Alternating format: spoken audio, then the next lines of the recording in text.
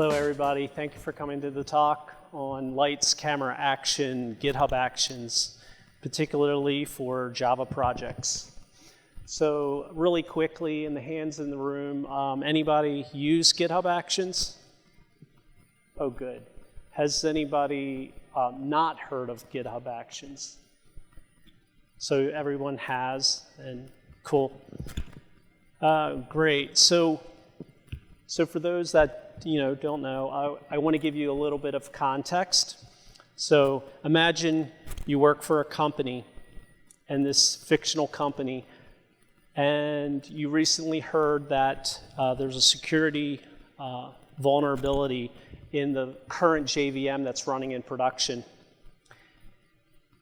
And particularly in, say, 17.0.3. And usually in CVEs, or what is known as common vulnerability exposures, sometimes they can be very, very bad, where it gives an attacker access to your JDK. So of course, if your boss would ask, how fast can you get this patched, and how fast can you get this back up online? All the while, the users can actually, they won't even notice downtime and, experience any, lag or anything. So how do you answer your boss? You may answer, well, it depends, right?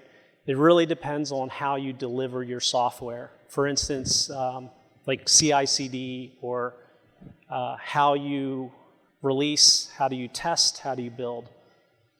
So if you use old methodologies in software development life cycles, such as like handwritten scripts, they're very error prone, and you could really have a bad time, just an all-nighter trying to, swap out the JVM, run a bunch of tests, and if you have things working well, and it takes time to schedule deployment and such. But if you use CI/CD pipelines, you're probably in good shape, because you're doing things in an automated fashion. And CI/CD, if folks that don't know, it's called continuous integration, continuous delivery. So the idea is to rapidly do this in an automated fashion. So real quick, a little bit about myself. My name's Carl D. I'm a developer advocate for Azul Systems, where we build high-performance Java runtimes for companies to help reduce infrastructure costs. If you want to hear more about me, you can just look at that QR code. It's not a hackable. It goes directly to fuj.io. So it has a lot of the blog entries that I write about. And I used to be an ex-author of some Java books, and my last one back in the day was Java 9 with Java FX. So back to CI/CD and delivering software and this automated fashion. I think most of you have seen this diagram. It's quite common if you see in development shops, such as you plan, you code, you build, you test, you release, you deploy, and then you monitor, right? And then it goes around and does it again. You plan, you code, you build. So it's infinite. You see this a lot. But you're probably more familiar with the orange sections, which is code, build, test, and release and deploy.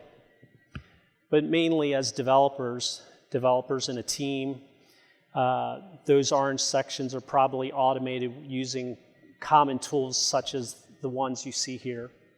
Some people might use other things called like cruise control. If back in the day in C++, or they'll use different types of tools, but these are the common ones that are used in the Java world. And so Now, these particular things have pros and cons. If you're not familiar with, if you don't use any of these, you may not understand the pros and the cons, but I'm just going to list them out just to share with you. Runners. Runners are basically, it's like virtual machines that have the operating system or that platform version so that you can run and test and build on that instance. So, for instance, in Travis, you can actually specify the, various runners that you can have for Mac, for Windows, and Linux. So in Jenkins, you might have some difficult issues because if you run it on a particular node, it's on one operating system. So you may run into issues where if you want to build for a different platform, you may need another instance of Jenkins running on that particular operating system. And also in Jenkins, you may have issues with memory, because if you have concurrent workloads of building software, you're going to run into memory problems if they're running at the same time, or the particular jobs that are running. And then the third option is caching dependencies. Often we use Gradle or Maven, and usually transitive dependencies like jar files are pulled down to the local environment, and then that helps build the software. But if you have multiple projects being built, they're sharing the same jar file from the same local repository. There's no reason why you can't use it. But if you're destroying or cleaning up the environment and you're rebuilding a project from brand new, why do you need to download it from Maven Central or some centralized repository? So caching dependencies is very important to speed up your build process within the CI/CD pipeline. And another very, very important thing, and this is what this talk is mainly about, is about GitHub Actions, and which we'll talk about later, is actually swapping out the JVM or the JDK. So for instance, there are many vendors that support and build an open JDK version. So you may want to pick a particular JDK versus another vendor. Because in the cloud world, within like Amazon, they have Corretto, and Azure world, they have their Microsoft build of the OpenJDK and such. So what's great, since 2019, GitHub is not only just a source repository, but they also offer CI/CD services to build, test, and use their runners for free. So it's awesome.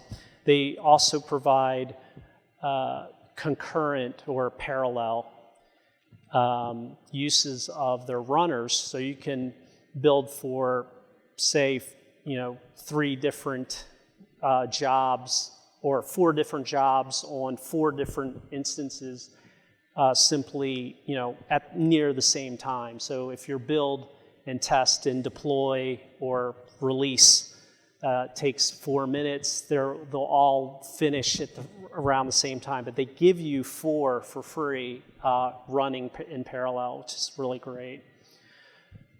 So back to the idea of CI/CD and automated processes, you really want to just focus on coding, because all this stuff should be automated. The orange sections after you code or change code, like build, test, and release and deploy. You just want that all automated. So back to the use case in the scenario where your boss really wants this JDK swapped out. This is how, he just wants this back online and the user's happy. So this is a typical response in how you should respond to your boss. So the idea is that the security officer or the security team says, hey, we call it CPU or critical patch updates. And those, if you're a customer and you have paid support through a JVM vendor like Azul, they would provide you the patch release of stream builds that you should use to replace the current running JVM in production. So really quick, again, this is not hacked. It really goes to github.com/carld/GitHub-actions. If you guys want to look at the project, I have four or five workflows that is going to do the whole process of the CI/CD pipeline, which is actually, changing the JVM that we want, which is going to be 17.0.4. And it's going to be the latest. And what's being deployed will be the JRE that's headless. It's smaller than just the JDK. So once it replaces it, you can go there and look, but I'm going to show you further. I'm going to show you the QR code again so that we can watch the process of the CI/CD pipeline actually occurring. So the application is a really simple microservice written using the Micronaut framework. And so in Micronaut, it's very similar to Spring Boot, where you go onto that URL you see, and you can simply build out your dependencies. You pick Java, or you could use Groovy if you want, or Kotlin, and you could choose your build tool. And I'm going to use Gradle in this situation. And so Gradle will do the build, the test, the typical things that you would see in that yellow section that we showed earlier in the graphic. And then, of course, JUnit is a dependency. If you want another testing framework, it's fine. But it has a simple test that comes with this demo when you hit the generate button. So just like in Spring Boot, they have a controller. And here is a endpoint that's created so that you can hit the endpoint. So I made it really simple.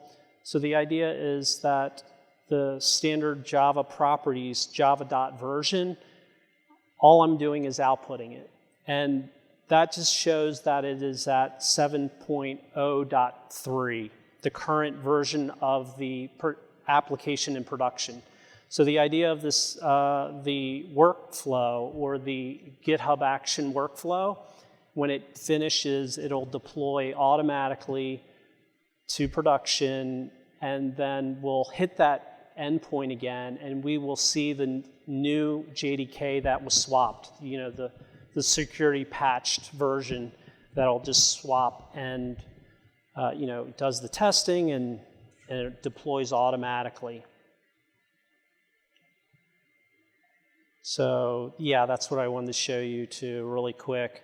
So I will talk about how to do this later, but this is what a workflow looks like.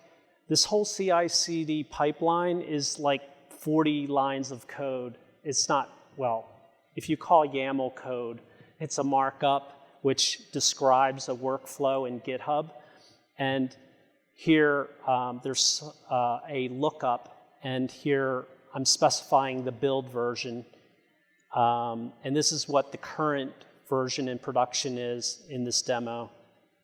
And then the idea is to switch it out with the 17.04 and this thinner version of 17.04, which is the headless version. So GitHub Actions, we'll talk about that in a minute. The idea is that you can pick different packages, like how you want the JDK to be downloaded and set up. before you do a build and a test and a run. So again, here's the QR code to the GitHub project of this talk. What I'd like you to do, if you want, you don't have to, we can go through it, but the idea here, there's a tab called Actions. This is what the talk is mainly about. So yeah, if you click on it, the Actions tab on the left are all the workflows. So the talk, I'm going to talk about GitHub Actions in a minute, but the one of them talks about deploying. So that is all the orange in that graphic. That deploy workflow does all those steps. It does the building, it does the testing, it does the release, it does the deploy, all in one script. But the other ones are the things about how to set up Java when you actually create a workflow.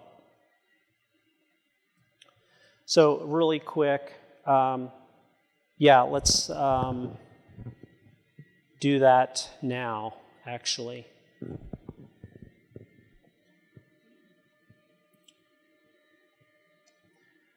So really quick, here is, whoops, okay. Can everybody see that this is the current version?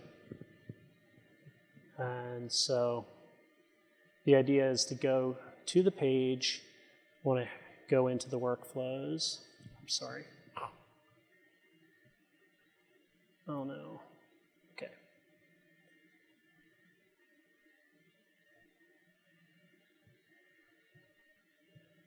Okay. Can everybody see this? They can see this workflow?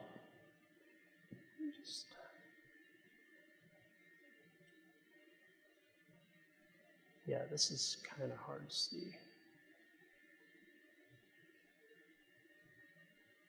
Should have brought my mouse. So in YAML, I actually use the comments there.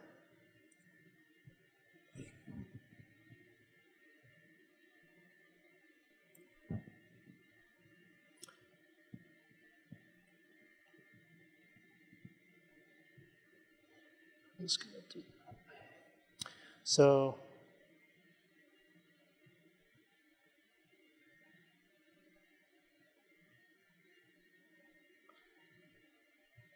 what you want to do after what you want to see is, so here you have this workflow that's actually being kicked off. So you can watch this and just examine it at the moment. And then I'm going to just explain the workflow in a minute. So here's just kind of what it looks like. You can watch it actually perform the GitHub action or the workflow. So while that's doing that, let me just go back to the talk.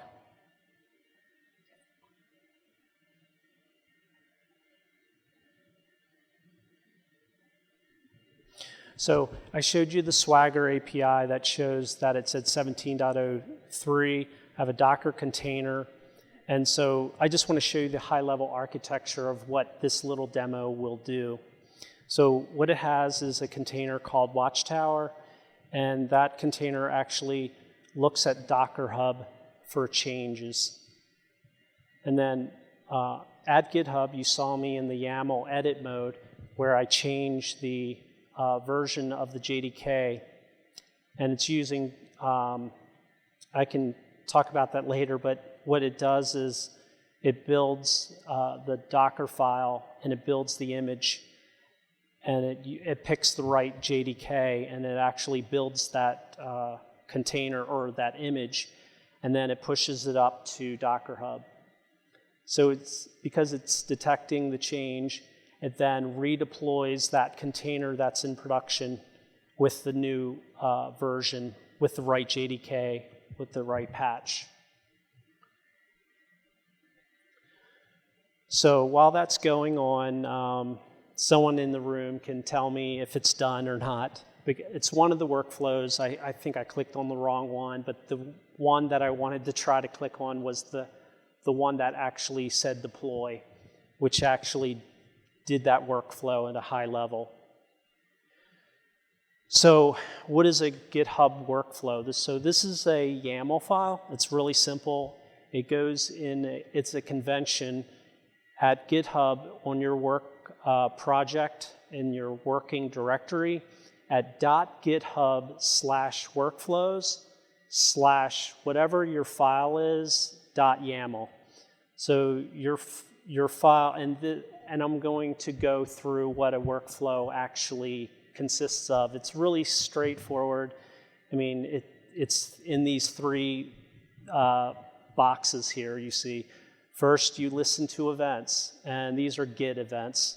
And these are the three common ones that are used. So for instance, if somebody were to push code, a developer decides to push code, that event's triggered, the workflow will detect that change and it will run the job, just like in Jenkins or any other CI/CD tool, and then pull request.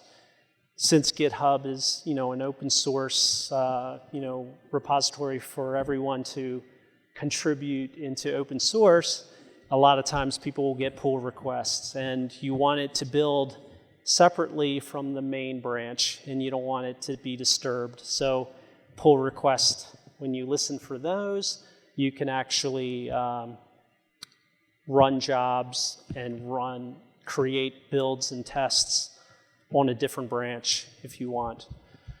And then the last one is workflow dispatch, which is you as the repository owner, you have the ability to actively kick off the job if you choose.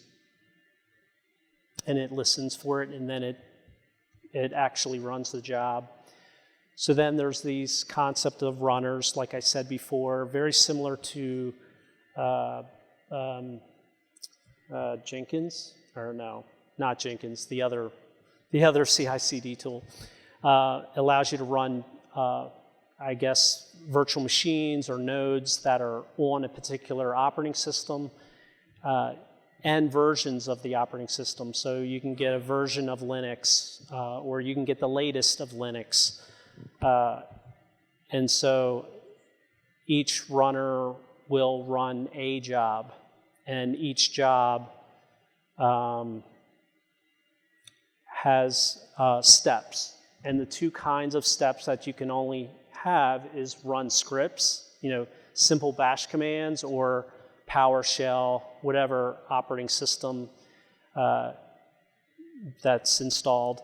And then the second thing is GitHub Actions, and that's what this talk is mainly about. So when you create a project at GitHub, you just get a blank project, right? Well, you create stuff, but when you click on the Actions tab, you're going to get this search field to actually search for things in the marketplace, and they're already made available templates that allow you to set up Java projects and even Node.js projects. But later I'm going to show you, we're going to click on the setup workflow yourself right there.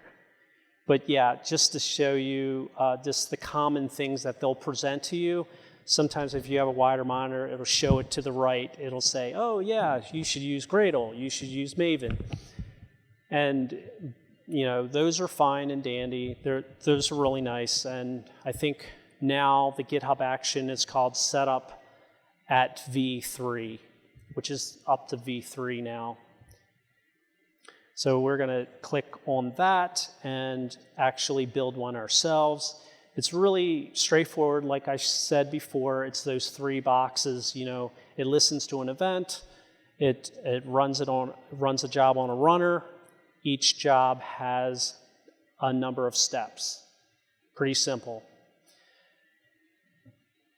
So here we have, we created a workflow. It's a file. that's in that convention that I mentioned earlier, .github/workflows/whatever you want .yaml. And so when it listens to the event, just keep in mind that see on line 3, it says name. That's a keyword. So the YAML file, it follows this convention that on colon is also a keyword to listen to those events.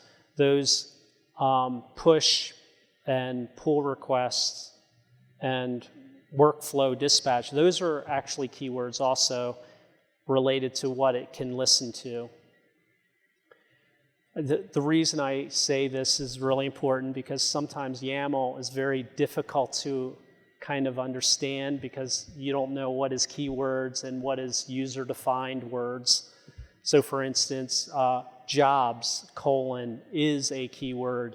That means that a workflow can consist of one to many jobs.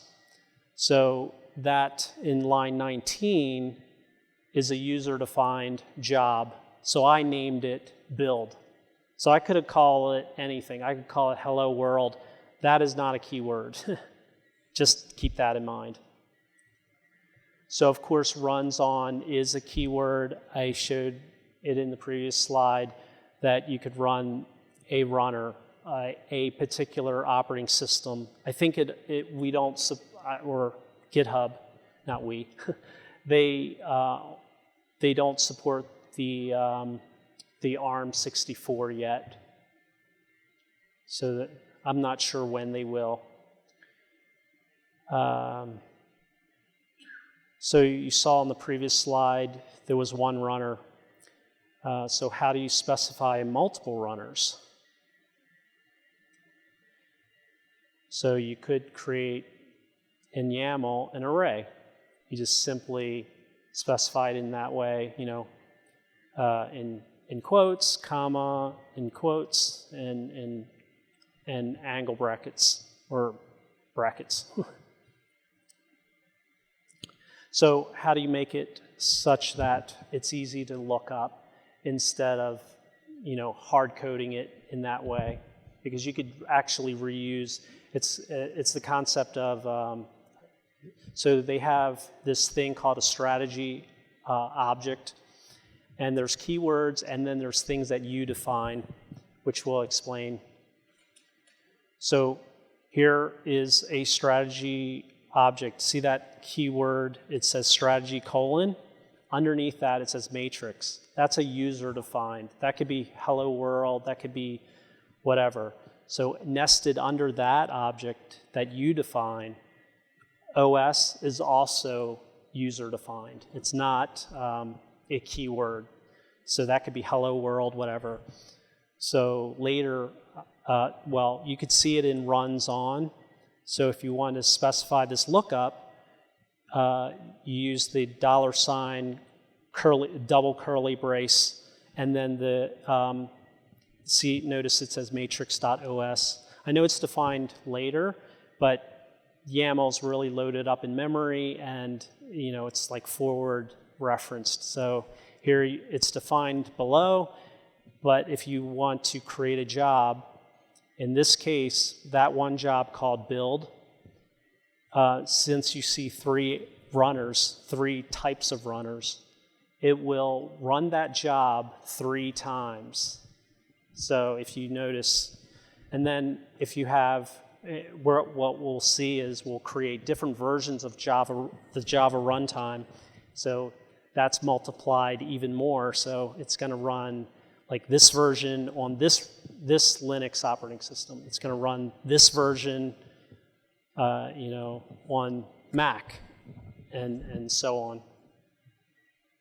So, like I said before, strategy is a well-known object within GitHub, or GitHub Actions. So that's a keyword. Matrix is not a keyword. It's user-defined, nested lookup. So you can make it, here it's nested only 1 level deep. And then fast, or fail fast, is an actual it's a keyword of the strategy object. And that's defined where if you say false, it means that if you have a runner, if you have two different runners, and if one fails, it's okay. You're still going to go on and run the second one. If you have that as set as true, if one fails, don't even run the other runners. So for instance, if you literally have a bug in the Java code, why run it on all the runners? You want to get out really quick, let the team know, and we fix that problem. And then, of course, this is another keyword. It allows you to run simultaneously on different runners, up to 4. That's what I said before, that GitHub allows you to run 4 at the same time. I think you can, for enterprise, you can have more, even more, running all at the same time. So now we're getting down even, we're almost coming to the end, because this is the most important thing, is about the steps. So I said before that the steps are, you can run scripts or you can run GitHub Actions. Those are the two types of things that you can do. So the very first GitHub action that you'll learn is the checkout. So the checkout action, it's at version 3. It's good to just use what they kind of recommend, is, that's the latest. But what it does is simple. It checks out your source code. Then you do whatever you want. It's just like you're at the command prompt and you're locally with your project and you do Maven builds or Gradle builds or whatever. So in summary, a workflow has multiple jobs. Here's a user-defined job called build. You have runners. You can run multiple runners, which you use strategy and nested object lookups. And then you have steps, and of course you have scripts or GitHub Actions. So just really quick, if you are in a bind and you don't really know what GitHub Action can actually serve your simple task, you may want to just know how to do it in Bash. You know how to do it within the command line. So this is just really simple. This is how you run a script. There's a keyword called run, and then you just run your script, like here in this example. But that's for a single statement. And if you use the pipe symbol, it allows you to have multiple statements. So in the example or the demo where I use the whole CI/CD pipeline to go from coding to all the way to deployment, at that last step, that's where I actually wrote script code to do the build and the push to Docker Hub. And then it would deploy locally. So now we're going to talk about GitHub Actions, and GitHub, especially the one called Setup Java. So Setup Java is a GitHub action to build Java projects. So by default, they give you Maven, they give you Gradle. So if you go to GitHub Actions, the documentation, they'll tell you, I have a link at the very end, but it'll tell you the available things that they give you for this setup of Java. So it's almost like you're a developer locally and you're building your project. All these tools and build tools are all available for you. But it's really easy to specify, and I'll show you. So the original one is version 1 from Setup Java. They partnered with our company, Azul, and the very first version only supports Zulu, which is our build of the OpenJDK. It's derived from the OpenJDK. And like again, runs on, everyone knows that that's a keyword, and we use a matrix lookup of those 3 operating systems. And then in the strategy object, you have your matrix that's user-defined, matrix.os, matrix.java, and those other attributes or options. And so this is how you set up or use setup Java at version 1. So if you're doing this workflow yourself, you're not going to the marketplace because the marketplace will by default use version 3, which I'll explain in a minute. So here, these are keywords. So when you use this GitHub action, it says uses. That's keyword, colon, the GitHub action that I just mentioned. Then the with. These are the options for the setup Java action. So you're specifying see it says java-version, that's a keyword. Your matrix.java, that's not, that's something that you defined where you're looking up and you're substituting it. So if you had 3 different JDK versions, your job is going to say you're only running it on one kind of runner, say Linux. So it's 1 times 3. Right? 3 different versions of the JDK. So that job is going to run 3 times on 3 different runners. So anyway, that keyword is java-version. You're specifying the Java version that you're wanting to install or use to set up your Java environment to build, test, and such. And then Java package. This is kind of cool. It defaults to JDK. Now, you can specify JRE if you want to. Say you want to run, you just care about some performance metric and you just want to run it on a thin, you don't want the whole JDK just to run some simple test. And, we also provide JavaFX bundled, the modules that are bundled with the JDK, because in Java 11 or Java 10, JavaFX was removed. So like in Java 8, JavaFX was actually part of the JDK. And so there's other options such as JRE plus FX. So yeah, so what are the benefits of V1? V1, because they partner with us and our company, we've been around for a long time supporting since Java 6. So we actually have customers that use Java 6. It shouldn't be really, never mind. So the idea here, it's great. It's easy to use. V1 allows you to have all these combinations of packages with a lot of versions, even EA versions,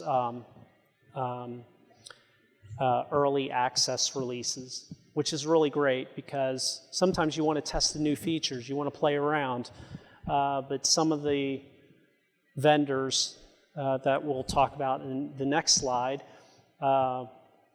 which is the marketplace, will provide an easy template and it'll put in there V3. The GitHub Actions for Setup Java is now up to V3, and V2 actually was similar to V3. It didn't have these other vendors. I believe the first vendors in V2 were Adoptium's Adopt OpenJDK, and then they changed over to the Eclipse Foundation, which is now Xamarin. And Microsoft also has created a build, and Corretto has, their build, which is Amazon's build, and Liberica, which is Bellsoft. And so these are the available options for V3 for these vendors. So the third keyword would be distribution. That's a keyword, and so here's an example of the supported vendors of the JDK. Now, you got to be careful because just because V1, like Zulu, supported since Java 6 and all the way up to even EA releases, Xamarin doesn't. Not that that's a great thing. I mean, what's good about Xamarin is that they do support all the LTS releases, and all of these builds, you know, from Zulu to Liberica, they're all TCK tested, which is great. I mean, they're all fine. It just depends on what you want, because even some of these vendors, they're mainly focused on cloud, so you may not want, they may not have like JavaFX packaged modules with the JDK if you're doing a build for that type of project. So one other nice keyword is called cache. Because Setup Java provides Maven and provides Gradle for you, there's this concept of caching dependencies. In Maven, it's your locals .m2 dependencies, and it pulls them down from Maven Central, and it has gobs and gobs of jars and their versions. But it would be nice if you could, if your project or job requires Maven, you would put Maven there. And in this case, it's Gradle. And it makes your builds and tests very fast between runners. So it's kind of like centralized cache of jars. So here are the distributions that you can select and add in your GitHub action for V3. And so this is what it typically looks like. You can watch the job run. In the name part of the step, I can actually use the substitution, the $ curly brace, and you can see it on the left when the job is being run successfully. It says build on test app on Zulu, and I'm using that matrix lookup that's user defined, and that's where every time it runs a job, it can nicely display, you know, what distribution, what JDK version, on what operating system. It's kind of nice. So when you're watching the workflow actually process. So here's a really great GitHub action called, this is a setup Java in the marketplace. It's called fujio/setup Java at Disco. My colleague, he's sitting right there. He created this incredible API. It's called Discovery API or Disco API.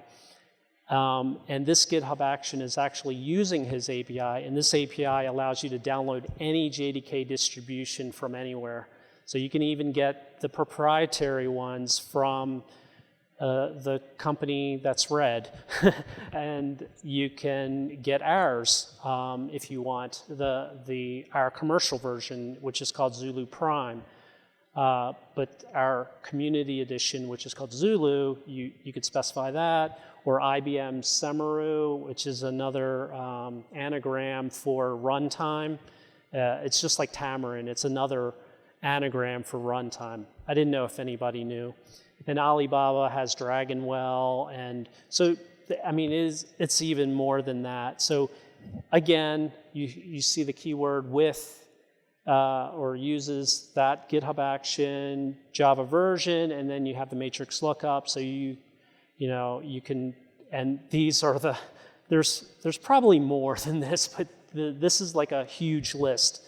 So there you have it. So the last GitHub action that I want to show is, it's great in my opinion if you are a person who likes to adopt things that are new, like very cutting edge stuff within Java. So like recently released in general availability or GA is Java 19. I'm sure most folks have heard. Project Panama is in preview release. It's JEP 4.24, and I believe Project Loom is also in preview. I think so, for virtual threads. Project Valhalla is still ongoing and such, but anyhow, if you wanted to play around with these new APIs, or you want to provide, be on the mailing list and actually contribute or fix bugs and help the open source community, you can use this GitHub action, which will allow you to pull down the early access builds or the development branch at jdk.net. So, and this is a little bit different from setup Java, but it's quite similar. The only thing difference is you'll see the ID, that's a keyword, and it says download-jdk. And if you go to the GitHub project of Oracle Actions, they'll provide the additional options that you can actually choose from, because at the moment, I mean, it's still, this is very new, but the width is the same as setup Java, and then you have a website. I think you can change that out, but currently it only points to jdk.java.net. That's where all the latest development branches are located. And sometimes if you go there, you'll see the builds already built for you if you just want to download them.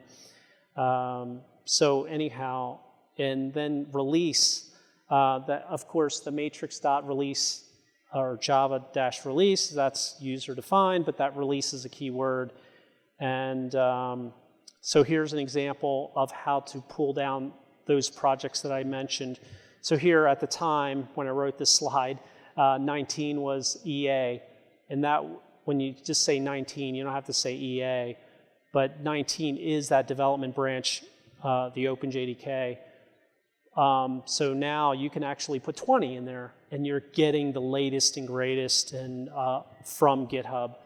And if you wanted to play around with Loom or suggest any new things, you're pulling down the latest right there. So you type in Loom and you're getting it.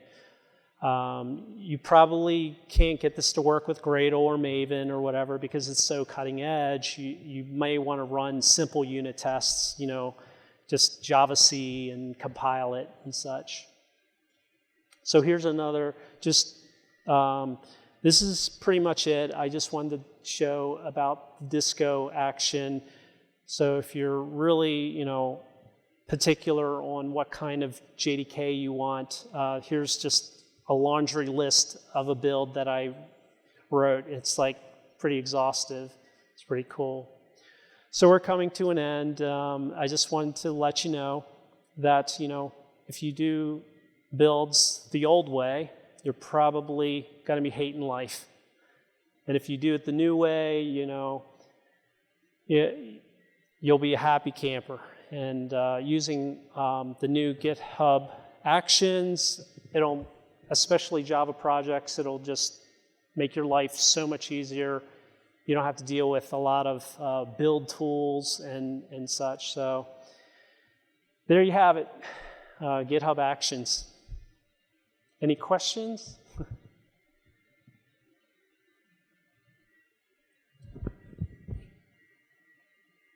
No questions? Oh. I'm sorry. Oh, I'm sorry, I can't hear you. Can you integrate enterprise artifacts like JFrog, Nexus, to GitHub Actions to download the JDK or to download the dependencies? I'm sorry, can you use, it's similar to JFrog, but are you saying that, can you mix them? Can you?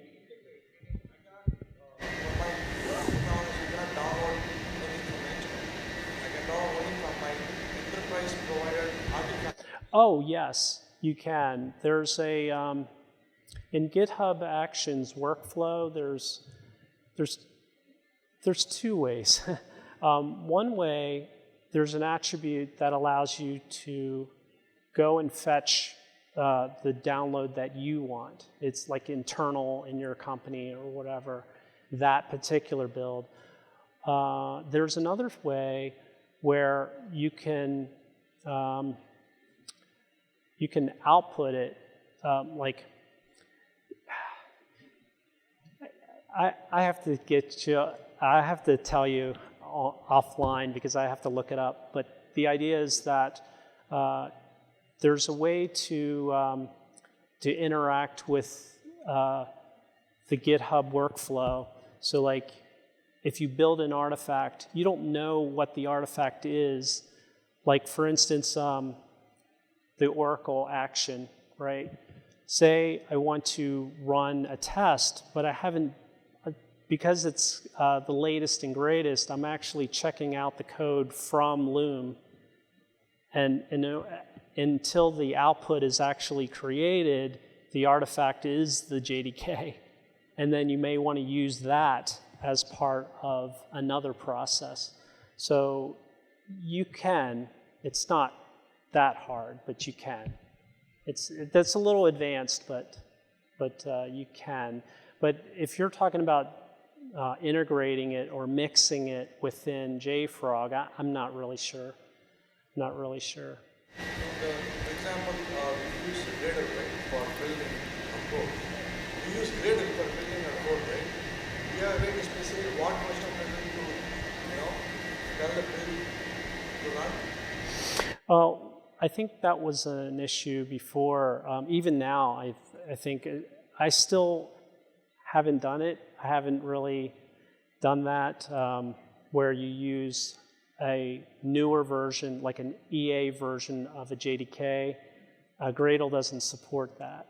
So, yeah, I'm not sure how I can answer that, but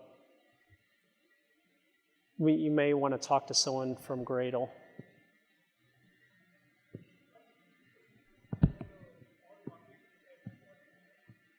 I'm sorry, I really can't hear.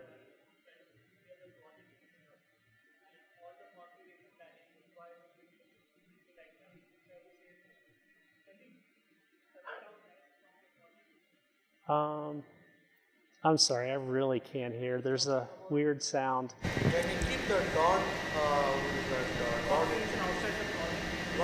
git actions folder is there, right? As part of the repository. So why do you keep the YAML files? I'm sorry.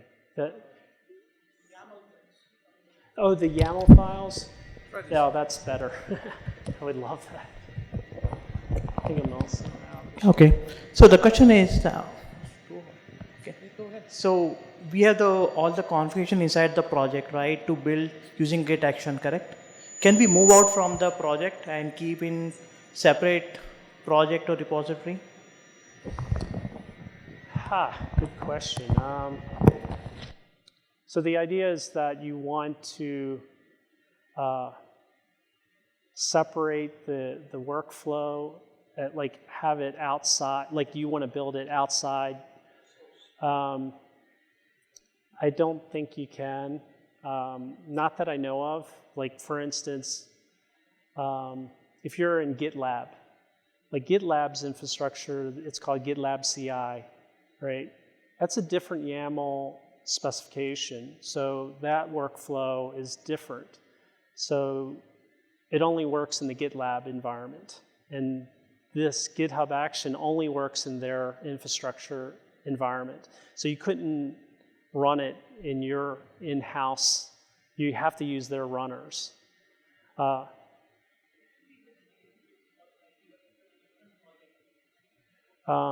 Same one, but different project.